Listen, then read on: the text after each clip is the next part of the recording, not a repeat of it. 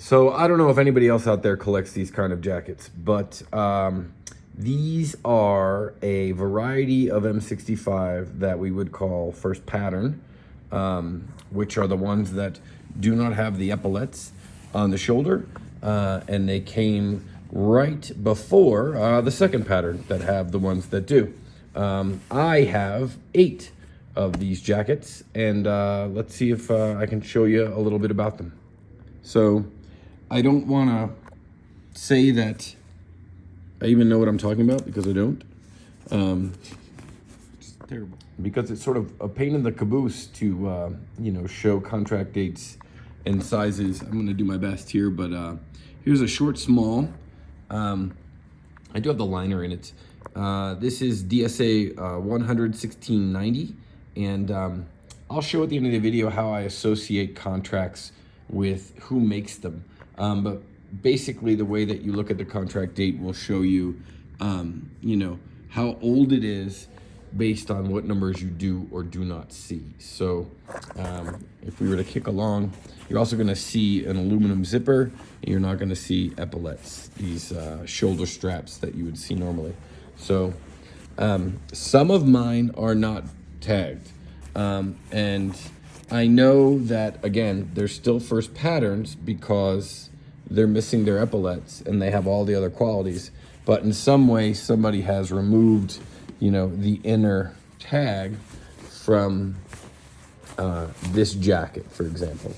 So that's the frustrating part, is that you know it's a first pattern. 3 of these, I believe, are first patterns with no actual you know, labels in them. And if you collect, you're a label head, because I know I am. All I want to do is see those labels.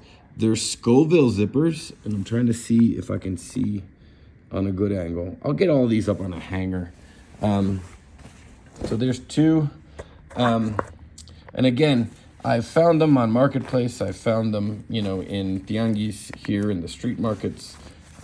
This one here is a regular medium, you know, and again, we're still showing off the only reason why they're not another pattern. And then this one does have its tag. Again, it is a 1690, which I believe associates back to Alpha, but I'm not sure. There's a list. Again, I'll post it at the end of this video that I use. I think it's in German or some other language, but ignore the motorcycles racing in the background. It's Mexico. Again, this is an unmarked, and they're not all in the best of shape, I will say. But just being first patterns, yeah, and here's where the label should be. So that's the second one that I have that's unmarked. This one it is not zipped, but we are again looking at a DSA. This is 1691, and this is a regular extra small. You know, it does have, these are the issues that I have. I picked this one up recently, and it just has a lot of corrosion in the buttons. It's got an issue with the zipper. It's not broken, it's just broken. If you know what I mean. It could be fixed. This one's actually badged, you know, the MAGV patch. Nice name. It does not have the US Army, but let's see what size this one is. This is a regular small. Let's look at the tag here, and it is DSA 100-2365. All right. And there is no actual patch on the other side. For those of the guys who are like, what's on the other side, man? Nothing. I would have talked about it. This one came to me this way. Okay, this name is just funny to me. This jacket was actually one of the first that I purchased when I really started collecting here. And this means condom in Spanish, just so you know. But this jacket is, again, a first pattern. This is my 3rd that does not have tags. They are missing. Again, no epaulets. But it's First Army, and it is patched as a specialist. And then you got the, oh man, I remember, off the top of my head, I know. Somebody's screaming right now. Ah! I know, I forget. Sorry, fellas. And then this is my last one. You're like, man, it's all pushed around. I know, I'm sorry. And this is another regular extra small. Back up. There it is. Boom, bam. And again, good shape. You know, good shape. I mean, they're all 1965. What kind of shape are you looking for? And again, there you go. DSA 1690. So let's get them up on a hanger. So leading back to this was the first one that I had shown. It does have its liner. It is a period liner, although it is not dated. You can tell just by the quilting. Try to get it as original as I can. Didn't come with it. All right. Hang on. So I said quilting, and some guys out there are like, well, what do you mean quilting? I'm like, how can you tell the difference? Well, all right, hang on a second. Let me undo this thing. So if you remember, or if you can think of, the liners that you find these days, there's about half as much pattern here, like half as much sewing. These are the older, you know, I want to say 60s. I can't say per se. Again, it's got no tag. There's no way for me to know. This is the only thing that I have that tells me that it's older than the varieties after itself. But I wanted it to match, and so I don't know if it come with it. I don't think it did.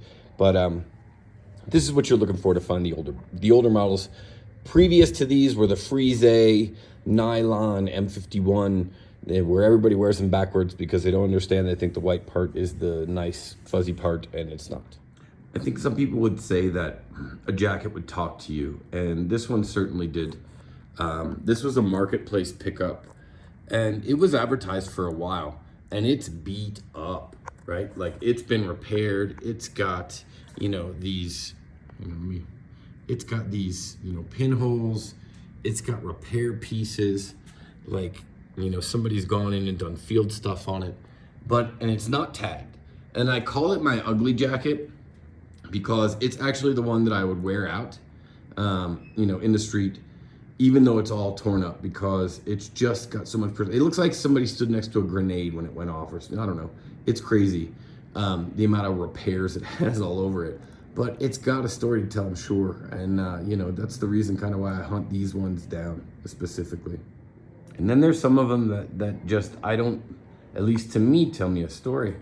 Or at least I feel have something to say. You know, this one I had picked up, I think in a grouping out at the Tianguis. And it's just, you know, it's not a standout. It's a medium regular. It's in great shape, but I think it's been badged, never patched. But, you know, it's just one of those, I don't know. I almost like the beat up ones, you know, the ones that show like they've been around. And yet some of them, you know, again, they show their wear, they show their age, but I don't know. I just like this one has almost a soul to it, you know? It lived, it's seen things. And, you know, it's not patched, not patched, but it has no tags. But it just, you know, it speaks out. Somebody wore this, somebody fought in this. And this one's my most recent purchase, and I would never be disappointed at any seller. I don't think he, you know, was trying to, you know, make me believe something that wasn't true. This is the one that has the corrosion on it. Most likely it was in wet storage somewhere. You know, it's still a first pattern. Its zipper, again, is not broken. It's just not working. And I know that it can be fixed. It's just a matter of sewing up and tightening down. But, you know, again, it's just like, oh, what a beautiful item. And sometimes, yeah, you do find them, you know, badged and patched. And, you know, with a whole other story that now you got to try to research and figure out. And in this circumstance, the gentleman who sold me this, actually, this was his other item. He had a first pattern that was almost like a test piece. It came before the actual contracts, and I missed that buy and ended up with this one instead. And this one is a gem, and I wish it had tags, you know? But First Army, Specialists, and with the Americal division, just a gem. And it's wrinkly because I store them in bags because I don't have enough space to hang them. You see, come by all this stuff. And there it is, lucky number 8. And it's a pretty cool one too. It had patches on it, right? And you can look at that size patch. And you can look at that size patch. And you can know that the arms were patched on both sides. And that there was also a name and US Army.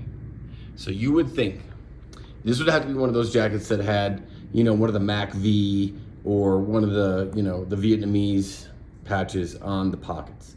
Again, first pattern, 1965. I don't know. I think they're all incredible. Thank you for joining me on my 8 first pattern M65 jacket collection tour.